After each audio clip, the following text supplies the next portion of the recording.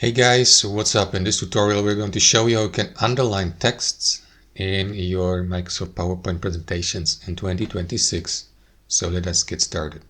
Alright guys, so navigate to your presentation, and there are two ways how you can do this. Actually there are three ways how you can underline text. Let me show you each one of these. Option number one would be to highlight the given text, just like that, and select from that text formatting menu the underline feature. You may use also the shortcut Ctrl-U, and you will see that thin underline here below the text. That's option number one. Let me just undo this by pressing Ctrl-Z, show you option number two. Option number two would be to navigate to the draw tool here at the top, select the drawing tool below like a pencil or a pen. You may also select the color below by clicking into the drop-down menu. You go with black.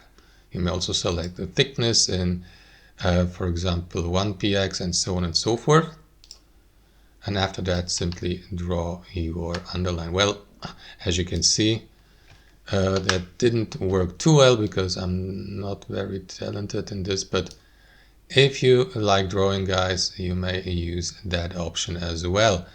And then there's option number three, adding a shape, in for example a line. And now to do that, navigate to insert. And here guys, what you want to do is click into shapes under illustrations and select a line from here. Like, you can go of course with a curved line if you like, or with an elbowed line, or with arrows, or a straight line like this. After that, click with your left mouse, stabilize the line by pressing and holding left shift on your keyboard.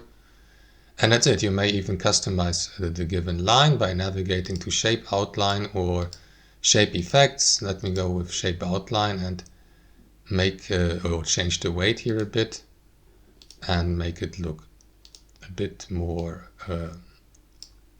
thicker. And that's it.